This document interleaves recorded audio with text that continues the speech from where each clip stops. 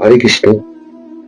শ্রীমদ ভাগবত গীতার প্রথম অধ্যায়ের প্রথম শ্লোক অর্থাৎ 1 নম্বর শ্লোক এবং 18 অধ্যায় অর্থাৎ শেষ অধ্যায়ের সর্বশেষ শ্লোক, মানে শেষ অধ্যায়ে 78টি শ্লোক আছে, তার মধ্যে সর্বশেষ শ্লোক। এই দুটি শ্লোকের মধ্যে আমাদের এই জগতে, আমাদের এই সাংসারিক জীবনে সাথে একটা খুব গুরুত্বপূর্ণ মিল আছে। আজকে এই সম্বন্ধেই আপনাদের কাছে বলছি, এই ভিডিওটি একটু মনোযোগ সহকারে শুনুন।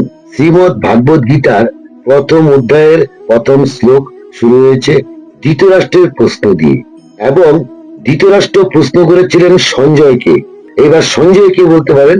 সঞ্জয় হচ্ছে ধৃতরাষ্ট্রের সচিব, অর্থাৎ আমাদের প্রধানমন্ত্রীর সচিব থাকে সেরকম ধৃতরাষ্ট্রের সচিব, অর্থাৎ খুব ধৃতরাষ্ট্রের কাছের লোক। এবং সঞ্জয়ের আরেকটি বড় পরিচয়, সে হচ্ছে কৃষ্ণ দ্বীপায়ন ব্যাসদেবের শিষ্য। তাই মহর্ষি ব্যাসদেব সঞ্জয়কে দিব্য দৃষ্টি দান করেন। সেই দিব্য দৃষ্টির ফলেই কিন্তু সঞ্জয় কুরুক্ষেত্রের যুদ্ধ যেখানে হয়েছিল সেখান থেকে সঞ্জয় ছিলেন প্রায় 1500 থেকে 1000 মাইল দূরে।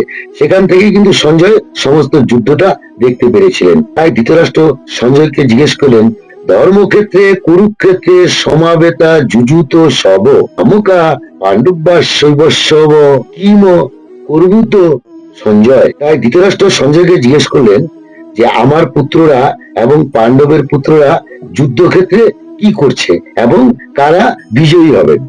এই সমস্ত উত্তরটাই কিন্তু শ্রীমদ ভাগবত গীতা। এই শ্রীমদ ভাগবত গীতা আমাদের কলিযুগের মানুষের জন্য একান্তই প্রয়োজনীয়।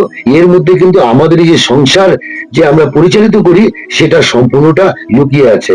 এই দুইটা শ্লোক ব্যাখ্যা করলেই আপনারা বুঝতে পারবেন। তাই আর লাস্টের শ্লোকটা হচ্ছে কি 18 অধ্যায়ের সর্বশেষ শ্লোক, অর্থাৎ কি উত্তর দিলেন? যত্র যোগেশ্বর শ্রীকৃষ্ণ যত্র পার্থ ধনুর্ধর তত্র শ্রী বিজয় ভূতিদ্রবা নীতি মূর্তি মম। অর্থাৎ কি বলছেন? যেখানে যোগেশ্বর শ্রীকৃষ্ণ, যেখানে ধনুর্ধর পার্থ, সেখানেই নিশ্চিন্ত ভাবে ঐশ্বর্য, বিজয়, অসাধারণ শক্তি ও নীতি বর্তমান থাকে। অর্থাৎ এই দুটি শ্লোক ব্যাখ্যা করলে আমরা কি বুঝতে পারলাম? প্রথম ধৃতরাষ্ট্র সঞ্জয়কে জিজ্ঞেস করলেন যুদ্ধক্ষেত্রে আমার সন্তান এবং পাণ্ডবের সন্তানরা কি করলো। তাই এত সুন্দরভাবে সঞ্জয় ঘুরিয়ে পেঁচিয়ে উত্তরটা দিলেন, সোজাসুজি ভাবে বললেন না যে আপনার ছেলেরা হারবে। তাই কিভাবে বুঝালেন? যেখানে স্বয়ং যোগেশ্বর শ্রীকৃষ্ণ এবং যেখানে ধনুর্ধর পার্থ অর্থাৎ ধার্মিক পার্থ, সেখানেই ঐশ্বর্য অর্থাৎ সুন্দর, সেখানেই বিজয়। এবং বিজয় বলতে যে দেখবেন আমাদের এই সংসার নিয়ে যদি আমরা চিন্তা করি তাহলে আমরা কি বুঝতে পারবো?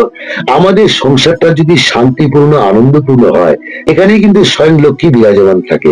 আর লক্ষ্মী যদি থাকেন সেখানে স্বয়ং ভগবান শ্রীকৃষ্ণ থাকবেন, শান্তি অনুভূত থাকবে এবং সেখানে ধর্মও থাকবে। তাই ধর্মেরই জয় সদা সর্বদা, এটা আমাদেরকে কিন্তু মানতে হবে।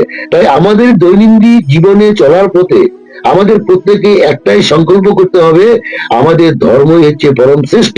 যদি ধর্ম আমরা মেনে চলে তাহলে একদিন না একদিন আমাদের জয় অবশ্যই হবে, আমরা কখনো অধপতিত হব না। তাই আমরা যদি শ্রীকৃষ্ণকে পূর্ণরূপে বিশ্বাস করি, আমরা একদিন না একদিন সফলতা অর্জন করতে পারবো সংসার জীবনে, এবং পরবর্তী জীবনেও চিন্ময় স্বরূপ ভগবানের সেই গোলক বৃন্দাবন ধামে আমরা আশ্রয় পেয়ে যাব। তাই আজকে আমার এখানে এটুকুই বলার ছিল। হরে কৃষ্ণ। যারা যারা আমার ভিডিওটি দেখছেন সকলের কাছে অনুরোধ, আমি যদি কোনো ভুল ত্রুটি বলে থাকি ক্ষমা করে দিবেন এবং পরবর্তী ভিডিওর জন্য অপেক্ষা করবেন। আমাদের এই ভিডিওটি একটু লাইক করবেন এবং শেয়ার করবেন। হরে কৃষ্ণ। সকলের জন্য কৃষ্ণ মুক্তি মন হয়।